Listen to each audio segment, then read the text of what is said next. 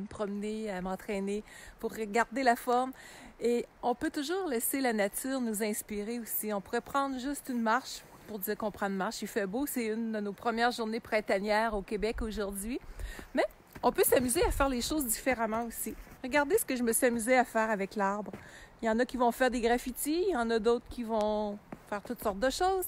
Mais comment on peut s'inspirer de qu'est-ce qui est là? J'aurais pu faire un petit chat, j'aurais pu faire un petit nounours, un soleil, s'amuser comme un enfant. Je suis seule dans la forêt. Bien, il y a plein de monde un petit peu partout. D'habitude, je suis seule dans cette forêt-là, mais là, il fait beau, tout le monde sort. Comment qu'on profite de ce quotidien-là, au naturel, pas coiffé, pas maquillé? Est-ce qu'on peut être juste naturel? Et dans ce naturel-là, je m'amuse à regarder un petit peu les gens, comment que ça réagit, certaines personnes des fois. Et je voyais, en me promenant, toutes sortes de situations intérieures. Une dame qui me croise avec son chien, qui regarde par terre, qui n'a pas de sourire, que la vie a l'air être lourde. Juste à quelques pieds de là, quelques mètres pour mes amis en Europe. Une autre personne en train de prendre les photos d'un petit arbuste avec une petite fleur qui est desséchée depuis l'automne et qui s'émerveille devant tout ça.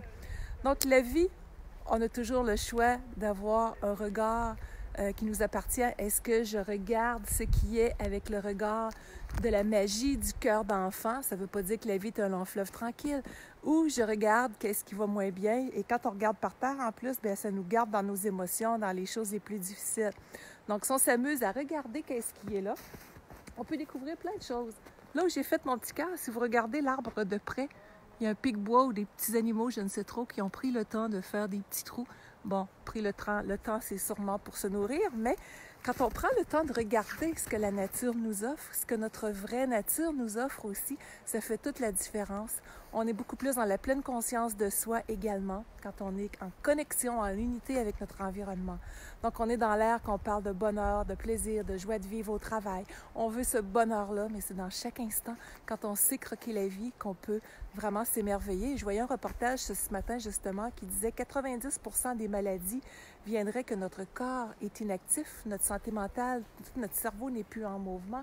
Donc, quand on regarde les gens, si on retourne à des 50, 60 ans, les gens bougeaient beaucoup. Aujourd'hui, on est inactif trop souvent. Alors, être actif mentalement, physiquement, dans la magie du cœur d'enfant, ça nous crée du bonheur, ça fait toute la différence. Alors, j'ai encore quelques kilomètres qui m'attendent. Bye bye! J'espère que vous allez vous amuser à créer de la magie au quotidien.